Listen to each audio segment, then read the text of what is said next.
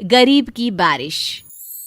शहर की कच्ची बस्ती में एक गरीब मजदूर कालू रहा करता था। कालू के घर में उसकी पत्नी जानकी थी। जानकी लोगों के घरों में झाड़ू पोछा करके कुछ पैसे कमा लेती थी और वहीं कालू किसी तरह मेहनत मजदूरी करके 2 वक्त की रोटी का जुगाड़ कर लेता था। कुछ दिनों से हो रही बारिश के कारण कालू की मजदूरी बंद हो गई थी। अरे जानकी, इस बार तो बरसात ने हद ही कर दी, रुकने का नाम ही नहीं ले रही। कुछ समझ में नहीं आ रहा, अगर इसी तरह काम पर नहीं गया तो 2 वक्त की रोटी का जुगाड़ कैसे होगा। अरे तुम चिंता क्यों करते हो, बारिश का क्या है, 1 आध दिन में रुक जाएगी और उसके बाद में फिर से काम शुरू हो जाएगा। अरे 3 दिन तो हो गए, बरसात तो रुक ही नहीं रही है और आगे भी रुकने के कोई आसार नहीं दिख रहे। तो क्या हुआ, तुम्हारा काम बंद हुआ है ना? मैं तो अभी भी लोगों के घर झाड़ू पोछा करने जाती ही हूँ। मेरे पगार से कुछ दिन तो निकल ही जाएंगे। अरे घर का खर्चा तो हम किसी तरह चला लेंगे जानकी, लेकिन ये जो छत टपक रही है इसका क्या करेंगे? ये बात तो आपकी सही है। हमारी झोपड़ी अब काफी पुरानी हो चुकी है और इसके छप्पर में भी कई सारे छेद हो गए हैं। रात भर पानी टपकता रहता है। अरे मैं भी इसी बात से बहुत परेशान रहता हूँ। कहीं किसी दिन ज्यादा बारिश आ गई तो हमारी झोपड़ी टूट कर बिखर ना जाए। राम राम राम, ऐसी अशुभ बातें क्यों करते हो? अरे ऐसा कुछ नहीं होने वाला। ये झोपड़ी ही तो हमारा सब कुछ है। अगर यही नहीं रही तो हम जाएंगे कहाँ? ठीक है जानकी, जब तुम्हारी पगार मिल जाएगी तो कुछ पैसे बचाकर झोपड़ी के छप्पर की मरम्मत करवा लेंगे। शायद हमारी परेशानी कुछ कम हो जाए। ठीक है जी, अब ना ज्यादा परेशान मत हो। ये लो, खाना खा लो और सो जाओ। सुबह मुझे भी जल्दी काम पर जाना है। जानकी और कालू अपनी झोपड़ी में सो गए। रात को अचानक से बहुत तेज बारिश शुरू हो गई। धीरे धीरे बारिश का पानी कालू की बस्ती में भरने लगा। पानी भरते भरते झोपड़ी के बाहर तक पहुंच गया था। सुबह के वक्त जब कालू और जानकी सोकर उठे, हे भगवान, ये क्या हो गया? बारिश का पानी तो हमारे घरों तक पहुंच चुका है। अब मैं काम पर कैसे जाऊंगी? रहने दो जानकी, तुम आज काम पर मत जाओ। ऐसे पानी से निकल कर जाओगी और बीमार पड़ गई तो लेने के देने पड़ जाएंगे।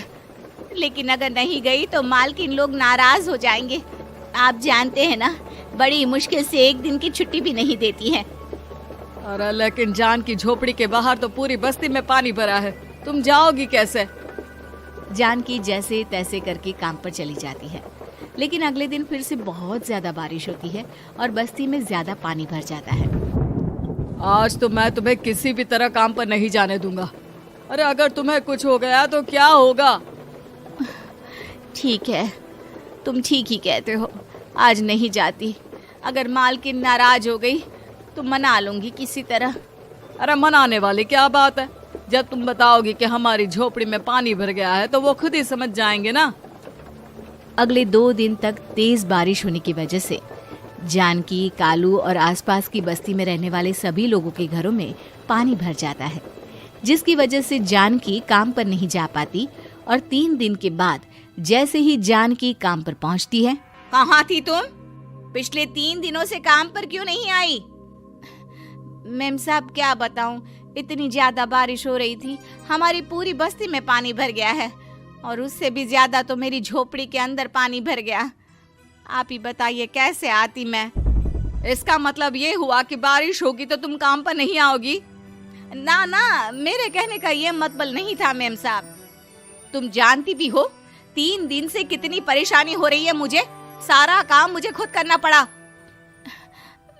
माफ कर दीजिए मालकिन जी, पर मैं क्या करती, आने के लिए रास्ता ही नहीं था, सब जगह पानी भरा हुआ था। बहाने तो तुझे बहुत बनाने आते हैं। जानकी देख, अगर अगली बार ऐसा किया ना तो फिर काम से हमेशा के लिए छुट्टी। अरे ना ना मालकिन, ऐसा मत कीजिए। बारिश की वजह से मेरे पति की मजदूरी भी छूट गई है। बड़ी मुश्किल से घर में 2 वक्त खाने की रोटी का जुगाड़ हो पाता है। आप मुझे काम से निकाल देंगे तो हम क्या खाएंगे? अगर इतनी ही चिंता है तो फिर रोजाना काम पर आया करो। चलो अब जल्दी से जाकर घर का सारा काम करो। बारिश रुकने का नाम ही नहीं ले रही थी। पूरे शहर में बाढ़ जैसे हालात बन गए थे। लेकिन नौकरी जाने के डर से जानकी किसी तरह रोज काम पर जाती थी। एक दिन जब जानकी काम करके अपने घर लौट आई तो अचानक उसकी बस्ती में कुछ लोगों का शोर सुनाई दिया। अरे लगता है बाहर कुछ हुआ है, मैं जाकर देखता हूँ। हाँ, पता तो कीजिए, ये बस्ती में लोग इतना शोर क्यों कर रहे हैं? बाहर जाकर कालू ने एक आदमी से पूछा। अरे क्या हुआ भाई, इतना शोर क्यों मचा रहा है? अरे क्या बताए भैया, अपनी बस्ती के बाहर एक पुल टूट गया है और वहाँ पर एक कार फंसी है। थोड़ी देर में अगर किसी ने नहीं बचाया ना तो वो कार पानी में बह जाएगी। ये क्या कह रहे हो भैया, कार के अंदर कोई है क्या? हाँ, कोई औरत बैठी है, अकेली है, बहुत रो रही है बेचारी, मदद के लिए बुला रही है। अरे तो हमें जाकर उनकी मदद करनी चाहिए ना। अरे लेकिन इसमें बहुत खतरा है, हमें अपने आप को बचाना चाहिए। पानी कभी भी हमारी बस्ती की तरफ आ सकता है। अरे तुम्हें नहीं चलना तो मत चलो, लेकिन मैं तो जाकर उस औरत की मदद जरूर करूंगा। कालू उस जगह पर पहुंचता है जहां वो औरत कार में फंसी हुई थी। वहां पर पानी का बहाव बहुत तेज था और सारा पानी कालू की बस्ती की तरफ ही आ रहा था। कालू ने एक बड़ी सी रस्सी को पेड़ से बांध दिया और दूसरे सिरे को कार की तरफ फेंक दिया और उस औरत को रस्सी के सहारे बाहर आने के लिए कहा। तभी वहां जानकी भी दौड़ती हुई आई। अरे ये तो मेरी मालकिन है, जिनके यहाँ मैं काम करने जाती हूँ।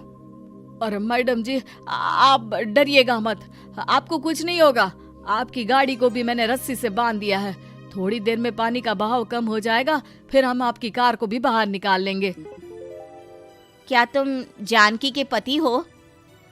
हाँ, जानकी मेरी ही पत्नी है, आपके यहाँ काम करती है ना।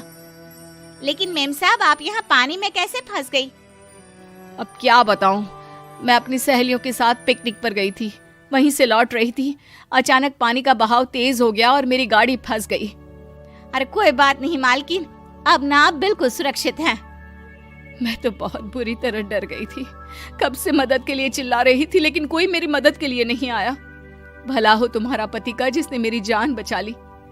लेकिन जानकी, मैंने तुम्हारे साथ बहुत गलत व्यवहार किया। इतने खराब मौसम और बाढ़ में भी तुम्हें काम पर आने के लिए कहा, नौकरी से निकालने की धमकी भी दी, और तुमने मेरी जान बचाई। मुझे माफ कर दो। अरे कोई बात नहीं मालकिन, आपकी जान बचाना तो हमारा धर्म था।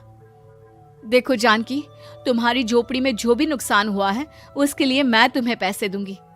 आज तुम्हारे पति ने मेरी जान बचाई है और आज के बाद मैं तुम्हें कभी भी नौकरी से निकालने की धमकी नहीं दूंगी। आज मैं तुम्हारी परेशानी को अच्छी तरह समझ चुकी हूँ। हम जैसे पैसे वाले लोगों के लिए अपने घर में बैठकर बारिश का मजा लेना बहुत आसान है, लेकिन तुम गरीब लोगों के लिए बाढ़ और बारिश काफी परेशानी खड़ी कर देते हैं। ये बात मुझे आज अच्छी तरह समझ आ गई है। आपका बहुत बहुत धन्यवाद।